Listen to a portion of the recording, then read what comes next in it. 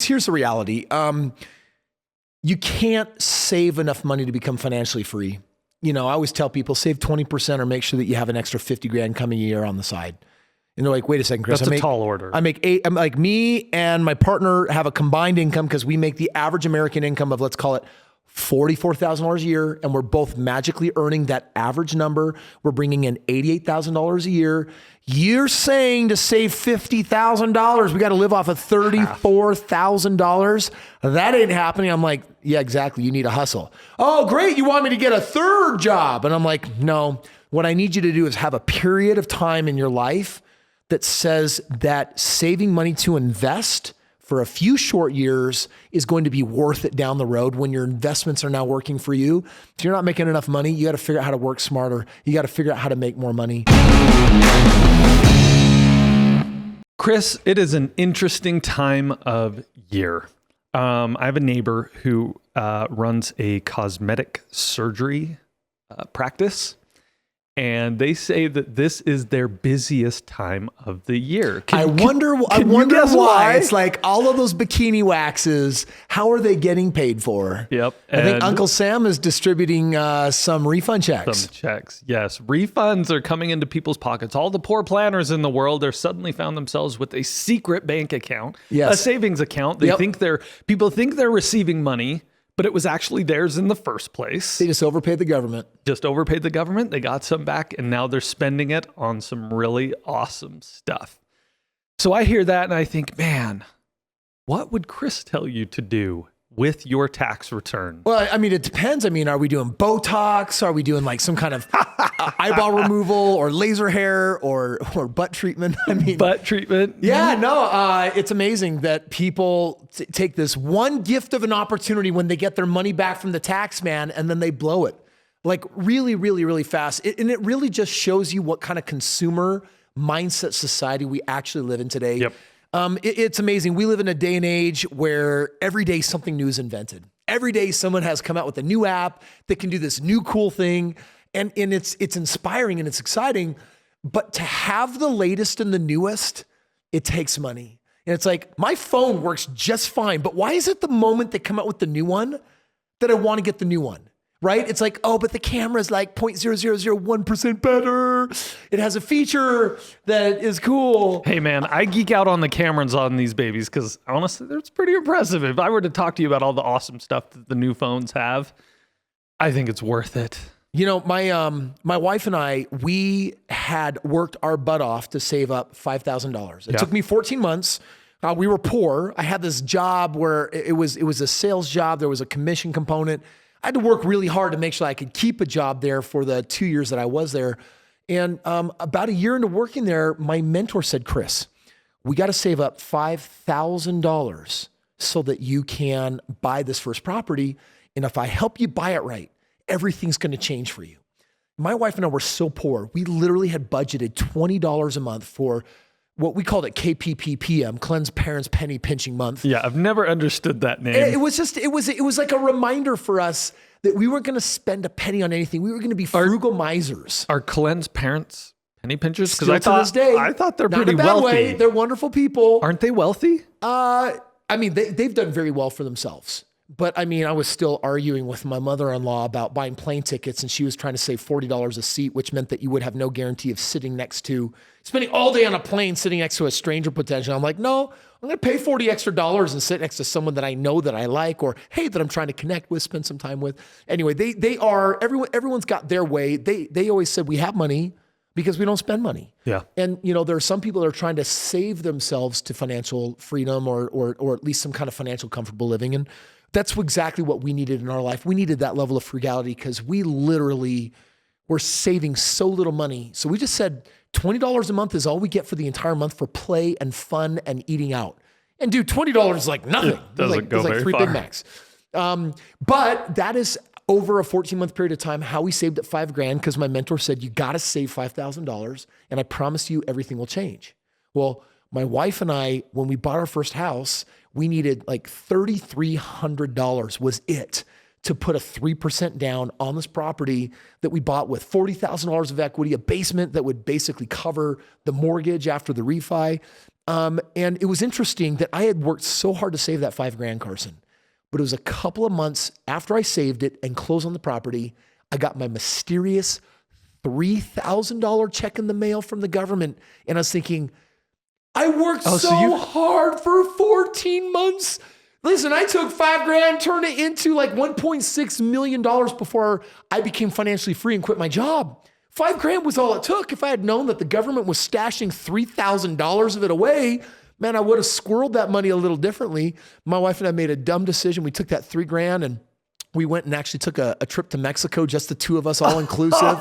So you're just like I got the house, just like the people we were talking about. The money. You blew the money. And it was my excuse. My really great excuse at the time was, well, my mom always complained that my dad never took her really anywhere. So we're going to make sure we break that habit from day one. Every year of our life, we will travel somewhere special. And I don't know. Well, to be clear, you never counsel people to just be misers. No. Because listen, investing is how you get anywhere, not saving. Saving will get you some of the way there. It'll provide a security blanket. In fact, if you are an expert saver, but you work for somebody else, you don't own a company, you don't invest in a company, you don't have real estate investments or anything like that. Most people will save, I have found, 15% of what they need for their retirement. Mathematically, if they were to write a check to a financial planner and say, hey, give me a 3 to 4%, annualized return on this by way of annuity, and I just want to live off of the interest, they usually only save about 15% of what they need, which tells you we're not even getting halfway there. We have a problem. And my first big check that I got, I blew it. You blew it. I blew it. And I got to taste some of that. And I'm not going to lie, the trip was sexy and awesome and amazing. And it was super fun. But shortly after, my wife and after we bought our first house, Carson, something happened. My wife fell in love with not having a mortgage. And I remember when we bought our second house a year later, we didn't have to save up for that one. The equity in the house, we got a home equity line of credit. We bought it, we took it out, we used it to buy the next house. That second house had a $600 a month cash flow. And it only took 3 months of getting $600 a month checks before my wife sat me down. She says, Kris, we are living for free. We get an extra $600 a month. And I'm like, well, what are you doing with the money? She's like, oh, I'm paying off debt. That made her happy. But she said, Kris, see, in her mind, she was gaming the system. She said, I want to pay off her debt faster. Kris, when can we buy another house? And it was in that moment, I'm like, oh my gosh, I have won the biggest battle of them all. My wife is on my team, and investing became all we focused on. We did not upgrade, drive nice cars. Man, we kept it crazy frugal before we went crazy ostentatious. Yes. Timing. It turns out that order of operations is everything. It is. Like everyone should just start by saying, okay, Kris, most people are landlocked in a game of save. And when the government rolls out their check, most people are like, oh my gosh, let us buy something, or like we're saving all the time. And it's this feast and famine kind of energy. People need to trade that for investing. They need to fall in love with investing. There was a time in my life, Carson, when I had done so well on my investments that I finally had all this leftover money, and I started giving myself permission to spend it. And I had a list of like stuff that I was buying, and I would write $10,000 check for this, and a $5,000 check for this, and a $20,000 check for this, and a $200 check for this. I got 50 items down the list, and you know what I found? 50 more items on the list. So I bought all those things. And then you know what I found after? 50. The list had no end, because the consumer mindset is a mindset, and it'll always invent the next thing that it wants if that's what it's looking for. I always tell people and counsel them in the beginning, you want to be so successful at investing with your investing that you can buy anything that you want down the road. And it turned out that basically 5 years of delaying gratification meant that we could have anything that we've wanted, and that's only become more true. Well, Kris, I wanted to discuss two things. Right now, all over America, people are receiving these checks from the government of money that they feel like is a gift, but is actually their money in the beginning. And the government took it. We know that you did not get $20,000 from working, but here's $700. I'm like, oh, yes. Thank you for pissing on my situation. The funny thing is what's the government doing with a lot of that money that they've taken from you over the year? They invest it for a year until they have to give it back. And if you have a tax return and don't file, the IRS doesn't come knocking on your door saying, you have to take this $5,000 back. No, they're like, sweet. Dude, I got a buddy that makes crazy amounts of money. That's why they make you file it. Dude, Carson, I got a buddy that makes crazy amount of money. You know who this is? just by helping people find money that's owed to them and returning it. There's 50 states in this union, and all 50 of them are sitting on billions of dollars that are refund checks that they owe people. And they've been mandated, return this money, but they don't, because all of that money sits in an interest-bearing account and funds programs and the next shiny new road that the city's going to put down. So, Kris, I remember a conversation we had with one of our accountants a few years back, and he said something that I thought was so interesting. It changed my mindset at the time. And he said, your goal with your taxes should be to break even.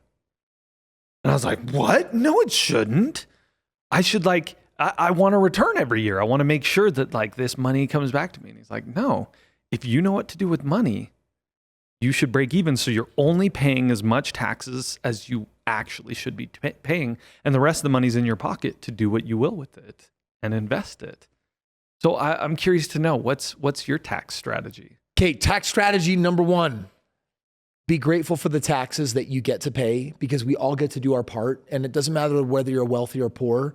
Listen, whether you're Republican, Democratic, whether you lean socialistic, the reality is that the intention is for there to be leftover money that can be used to help everyone out. And maybe it's funding a program that literally goes to welfare. Or it could be money that goes towards, like building a new road so that you don't have to ride over potholes. But then the money gets used for some crazy stuff, right? We could get into heated conversations on Planned Parenthood and me trying to take care of knocked up teenagers, and it gets a little bit kind of crazy. And so for me, I pay the goose that lays the golden egg, the money that's owed to them. I got that from Stephen R. Covey. I like that. But I only like to pay whatever my share is. And yes, I try to minimize that as much as possible, because the reality is I would rather put the money towards social programs that I believe in, which I promise you is very different than our ultra heavy, big, fat, ineffective government, who I always feel like, man, and I don't even know if this is true, it's made up stat. I do that sometimes. 90% of every dollar going towards a program probably is going towards red tape and bureaucracy and setting up in the structure and all of the inefficiencies, right? It's like water flowing through a dam and it's producing electricity, and knowing that 90% of the electricity just gets wasted while it gets transferred into a station where it can actually get used. I mean, it's the best that we got, right? But at the end of the day, my tax strategy is simple. Pay as little in tax as I'm legally allowed to with the way the system is structured, because I'll save the money and I'll put it into my charitable foundation and I'll give the money back, and I'll be my own Robin Hood and I'll distribute the money that I feel the way it works. And it's funny you ask that, because this year, the way it's turning out, I owe millions and millions of dollars in taxes, and I'm just starting to ask, man, I think I need to upgrade my tax strategies, because up until now it's 3 things. And I think it's noteworthy for everyone to be aware of, right? I'm not going to get into conspiracy theory, crazy, one-off, insane advice on how you evade paying taxes. This is not what it's about. Number 1, you should own a business, because businesses have 250 different tax write-offs. And you should be intentional. Think about it this way. Let's say that whatever your effective tax rate is, let's say that 25 cents, a quarter, goes out the door towards federal and state taxes. Well, then it means that if you can save $1, then you get to keep 75 cents of it. So some people go on a treasure hunt and they're like, well, wait a second. I didn't know I get to write off my mileage on my vehicle, or if I lease it, I get to write it off this particular way. Hey, I didn't know this. I didn't know that. And all of a sudden you're like, whoa, did you know that when I'm using my home as an office for work, that I can take up to 15% of my home and actually set that aside? Well, my mortgage is $2,000 a month. 15% is that $300 a month. That's $3,600 a year. What's 25% of $3,600?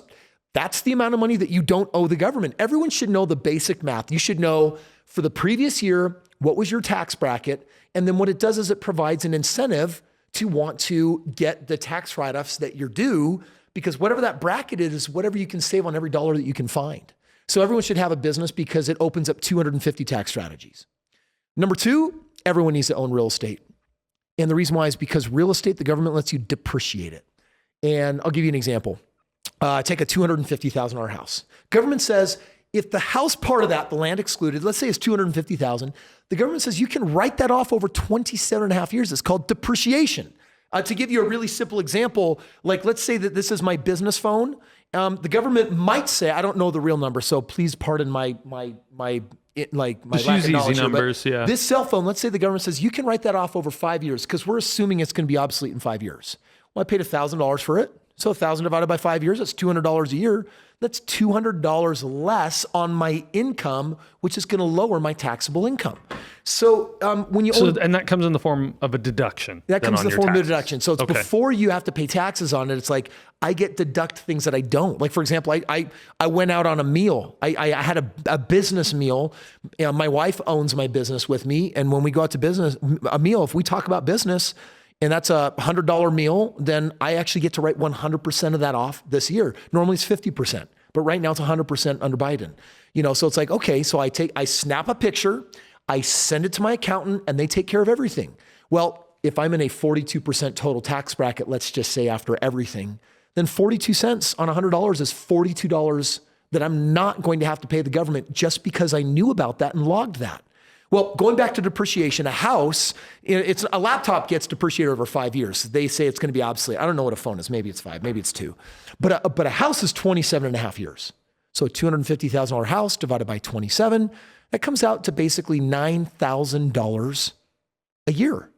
Well, guess what? I rent the house out and I make $5,000 a year in cash flow that's positive. But I have a $9,000 write-off. Then $9,000 goes against the $5,000, and now my $5,000 cash flow is tax-free. And I got $4,000 left over. I can apply that to my income, and guess what? My income just dropped by $4,000. And if I was in a 25% tax bracket, that is $1,000 more that I get to keep that I'm not paying the government. Everyone should be educated on that. So those are the first two. And then the third one is, if you're not getting enough write-offs from owning real estate, you need more write-offs than you need to own commercial real estate or apartment buildings or multifamily, because those are bigger projects that when you take down, you can do something different. You can do an accelerated depreciation. You pay $5,000-10,000 to a company to come and basically say, hey, we went into your commercial space and we looked at how this thing gets to be written off in year 1, this thing over 5 years, this thing over 10 years, this thing over 7 years, this thing over. And by the time they're done averaging it out, a commercial piece of property, you can do what's called a cost segregation analysis, and they can show you how to write off a majority of the tax benefit just in the first 3 years. So those are the 3 biggest ways that I'm aware of to basically lower your income legally, which means that you're going to owe less in taxes. It can get you into a lower tax bracket. But dude, reality is this: once you're over $628,000 of your income, you are now in the maximum tax bracket. You get welcome to a club where, depending on the state that you live in, in Utah, I've got a 5%, tax on income. And then I got my federal income, and I earmark 40% because I still have some deductions. So the 43% drops a little bit, but it just means that I bring in $1 and I spend 40, you have to give 40 cents of that dollar to the government at the end of the year. So you better bet that I'm thinking during the year, man, I wonder what I can buy. And guess what? It's not stuff that I can write off.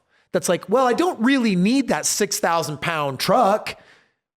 I don't really need it, but if I buy it, then the government's going to pitch in 42% on it, is the way that you could think about that. Instead, go buy investments that grow and appreciate, produce, tax advantage and tax-free cash flow, but that you can also depreciate. This is fabulous, Kris. By the way, I am not a tax advisor and I'm not giving tax advice. Yes, definitely. This is great to hear kind of the way a millionaire approaches taxes. It's different. Yeah. But I do want to pivot this and talk to those that are just starting out, maybe someone who's just gotten out of college and, they have their taxes are as simple as a W-2 that they file and then, either get a return or not. Someone comes home with a $5,000 check from the government on a tax return. You told me a second ago that you took $5,000 and turned it into $1 million. So 2 questions. First is, do you think that number still applies to today? Could you do the same thing with 5,000 today? And then the second number is, what would you do with an extra 5,000 if you were just starting? Well, first of all, buying real estate today, unfortunately for some of the younger people, houses that were under $200,000 are sometimes now over $400,000. Yes. So, a 3 or a 3.5% down payment, whether it's FHA or conventional, it's a 3.5% down payment. So what's 3.5% per $100,000? It's $3,500. So you're like, well, Kris, what if I want to buy a $300,000 house? I'm like, well, 3,500 times 3 is about 10 grand. Mm-hmm. So it's a little bit more than the 5 grand, but the point is the same, which is everyone should own real estate. You're thinking, but Kris, shouldn't I buy stocks? Did you know that stocks are subject to capital gains? You have a silent business partner called the government. And when you make money, the government will say, hey, they want my 5, 10, 15, 20, 40% is what is potentially being proposed right now. I mean, listen, it's hard enough in this crazy economy for some people to make money, but then for the government to say, hey, by the way, when your investments succeed, when you fail, sucks to be you. I guess we can write that off against your income. But when your investments win, guess what? We're taking almost half of it. I have some problems with that. I think that is a little bit greedy, but then again, that's why I like the capital gains scenario in real estate. If you live in a home for 2 out of 5 years, the tax code allows you to not actually owe anything on the gains. Just think what can happen in 5 years with a $300,000 home that becomes a $600,000 house. You sell that, and now you have a $300,000 check coming. If it were treated as normal capital gains, and if it were to go to 40%, just for a moment, imagine the government saying, hey, I'm going to take $120,000, $140,000 of your $300,000 winnings. But because you lived in it as a primary residence for 2 out of 5 years, guess what? Government doesn't get a penny. So you should understand how investments are taxed differently, and there's no long-term capital gains on real estate that you own. Now, by the way, let's say, well, but Kris, I bought this house, I followed your game plan, I used the equity, and then I bought another house. What about that when I choose to sell it? Well, do what rich people do. Don't sell it. But Kris, dude, there's $300,000 I want to get my money out. What? So you can put it in the bank? No, idiot. You're going to put it in the bank. You're going to feel good for a half a week. And then you're going to wake up and say, I need to reinvest that. Oh, too bad that I already got taxed the snot out of me on it. Rich people do something called a 1031 exchange or a cash out refinance. I mean, either hold the property and you can go back to the bank and say, give me some of that dough, but I'm not going to owe taxes on it because it's tax deferred until the point of sale. Refinance is not classified as a sale. Or you say, you know what? I am officially selling it. But in the next 6 months, I'm going to identify and put this in like and kind property. And because I'm basically transitioning my wealth from one property to the next, I'm actually not going to have to pay taxes on that.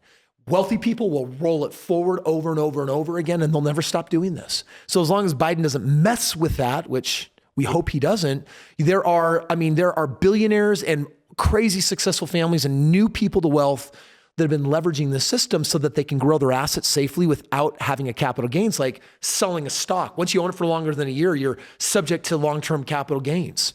Well, I'm sitting here smiling, Kris, because my wife and I, we followed your plan pretty much to a T. We bought a house, lived in it, rented out the basement apartment. 4 years later, we just sold it. And because we lived in it for 2 years. No capital gains. Put a smile on your face. It was really, really nice not having to pay those capital gains. So $5,000, $6,000 tax return comes to somebody. Would you recommend them start by getting into a primary residence then? They should do one of two things. Number one, get a primary residence.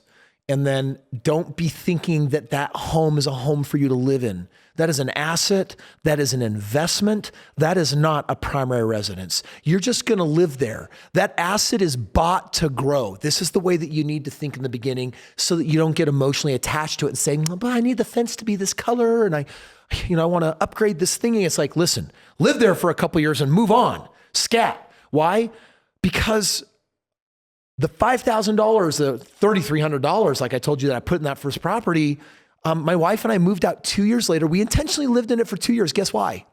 So down the road when we sold it, we wouldn't have to pay capital gains. And then we moved into our next house. Well, 2 years later, I ended up selling that house, got a pile of money, and back then didn't understand 1031 exchange or cash out refinance. And literally within 20 steps of leaving the bank on the deposit of putting 50 grand on my bank account, I felt so foolish. I went from the happiest dude to feeling like a financial moron. And I learned my lesson that day. I don't sell something unless I have to. And if I have to, I'm going to 1031 it or I'm going to cash exchange it. Because you know what? We're already giving the government a lot of money in taxes. Why give money you don't have to? You don't need a pile of money in the bank. You got to break this thinking that listen, some money in the bank can give you a little bit of security. But real security comes in the form of a residual income, which is way cheaper and less expensive to build than trying to save up enough money to pay off your debts. I see people dedicating an entire life to the Dave Ramsey model of pay it off, pay it off, pay it off, and pay it off. And 10 years, 20 years will go by and they'll say, hooray, I'm debt free. I'm like, well, good, you can retire. Oh, wait, no, you can't. Because you still need food to eat and you still want to get on a plane and you want to travel and it costs you money to do crap. Yay, that stuff's paid off, but that's called security. That's not independence. Independence is when you have a residual income that has replaced your income. And by the way, that's not financial freedom. Financial freedom is when you have a residual income that equates to everything that you actually want in your lifestyle. So make sure you don't set your sights on the wrong goal. Okay, so you said two things. First, either do a primary. What's the other option you can do with $5,000-6,000? The other option is to actually put your money towards more real estate, 20% down payment.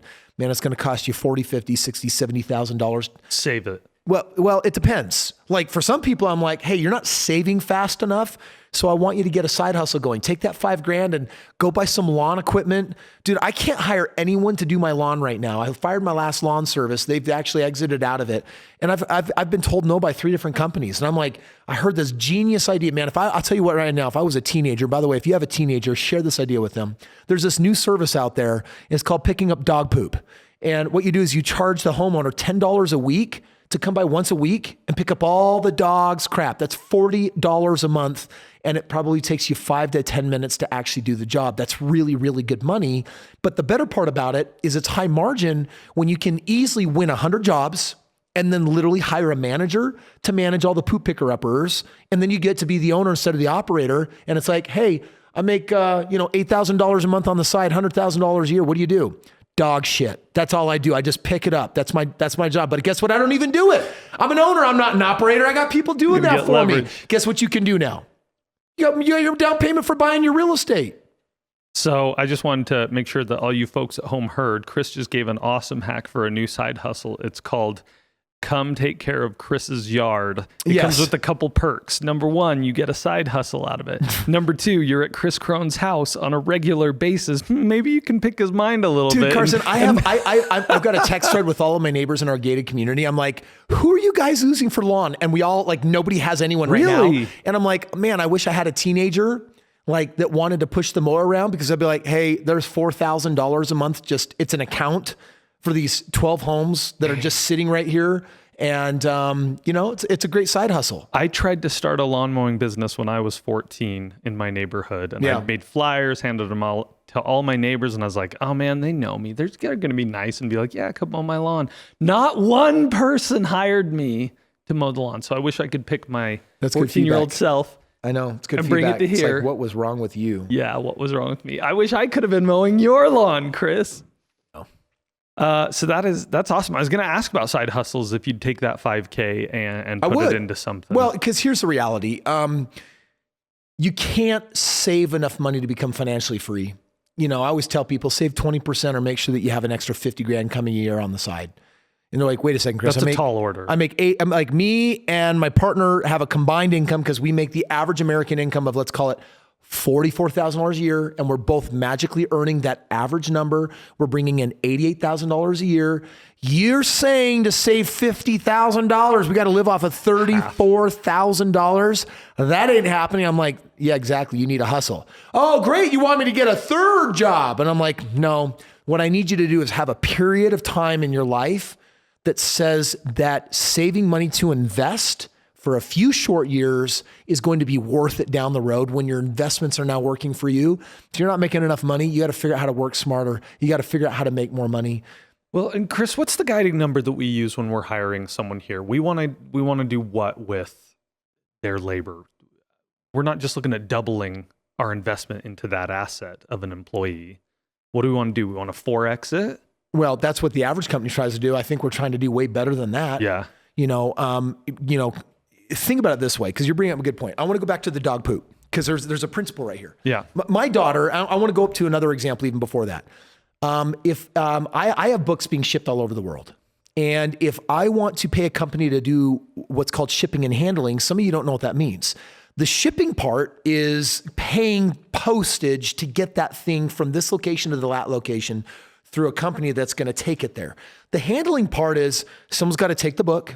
They got to put it in a bubble wrapped thingy. They got to print off the sticker label sleeve. They got to put it on there. They got to lick the thing shut, and they got to take it to the post office. Well, most companies will charge anywhere from $1 to $2 to do that for you. So, we went to my daughter a few years back and said, hey, will you do this for 35 cents? And she was young enough that on, 500 books a week, 35 cents adds up to meaningful preteen money. And she got a raise. She's now being paid 50 cents, which is still a bargain for our company. But guess what? She now pays one of her siblings every morning to arbitraging us. This is super important. This is part of her education. She's like, well, Dad, I get paid 50 cents per book. I pay 10 cents to the person that actually bundles it. And I pay another 10 cents to the person that prints the label and slaps it on. So I keep 30 cents, and my younger siblings that don't understand the value of money as well as I are grateful for the opportunity. They each get a dime per project. I keep 30 cents of it. And now my project works a lot faster and I got my time back. Everyone should only ever think of a side hustle in those terms. So think of the poop thing. So go hustle, go out there and start knocking on doors and saying, hey, before the lawn gets mowed and this happens, do you have someone picking up all your poop? For $10 a week, I'll do it for you. Guys, there's 4.3 weeks in a month. That's $43 a month. That's your contract. That's what you got. So go hustle and literally go get 100 of those jobs. You might have to literally spend 4 Saturdays knocking doors like crazy and develop a more and more charismatic pitch. But all of a sudden you put that business together, there's real money. And now you have to stop and do the math. $43 a month, but it takes it 20 minutes. So if I were to pay someone $10 an hour, a teenager, this is a teenager run business. I do some quality control and whatnot. But if I pay them $10 a month to go ahead and do that, $2.50 per yard, but I'm collecting 10, then they're paying 25% out for someone else to do the job. They're keeping 75% for them. There's going to be some other costs maybe, and this is and that, and some accounting and billing and chasing down money. So maybe it's 50% margin at the end of the day. It's like, think how cool that is. Like literally someone's going to watch this podcast and 3 months from now, they're like, hey, Kris, just wanted to email support. I hope this message gets to you. I'm now making $10,000 a month for the poop dog cleanup business. And I'm going to franchise it nationwide. And I'm like, and I'm excited for you. It's not about making the money. It's about once you've outsourced it and you go from operator to owner, that you get your time back. And everyone should always be asking, what do I do with money to get my time back? So when you get your tax document, what should you do with it? Invest it. Why? So your money works for you. Why do a side hustle? Because I have people working for me. Money or people should be under your guidance and direction doing stuff. And if not, you don't have leverage. And if you don't have leverage, then you're just stuck in the game of mediocrity with everyone else that will never graduate the rat race. So this word leverage is so powerful. And just know that if you are a W-2 employee, the owner of the company is trying to 4X what he's putting into you. True. Your paycheck. And the only way around that isn't to get another W-2. It's not to, climb the ladder. The only way to avoid that 4X and gain that 4X for yourself, have your own business. Have your own job. And the truth is there are other ways. I mean, some people here work at companies where if you can make yourself indispensable and you're going for that raise once or twice a year, there's a lot of people listening to this, Carson, that make $150,000 a year, $300,000 a year. They're doing well. And you can be a good saver in that model. You can set aside your $50,000 a year.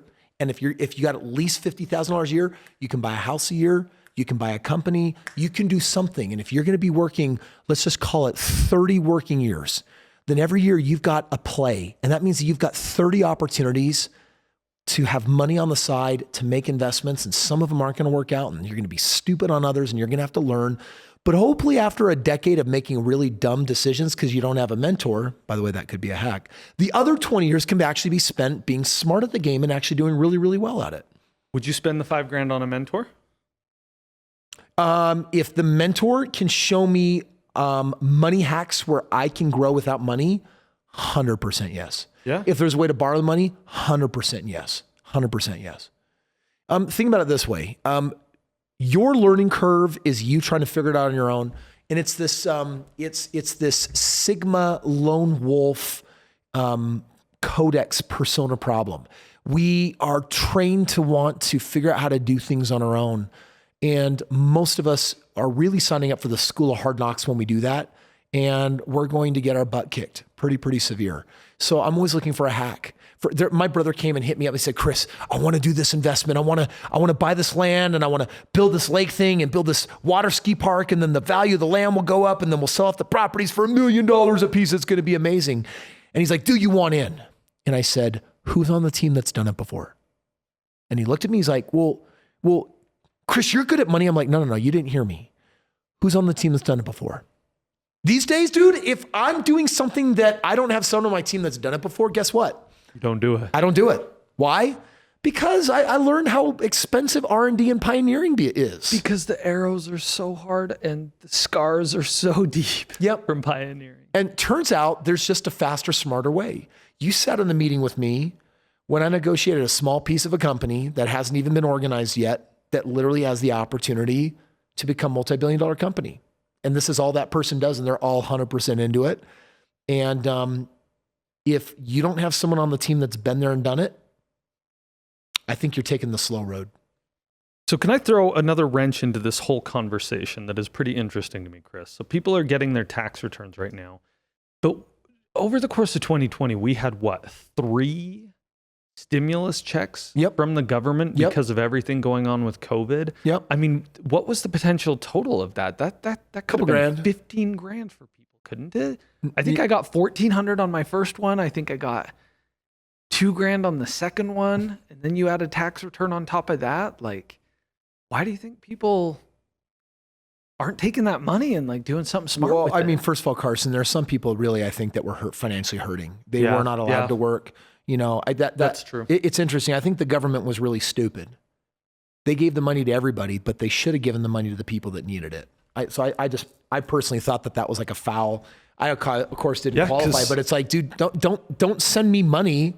My business is doing great. We're growing. We're good. Like, do you guys not see that? Like, give the money to the people that really need it. That would have been, you know, these broad strokes that we've seen happen. You know, it just speaks so much to the big fat inefficiencies in how we think and run a government. We should be running it like a business.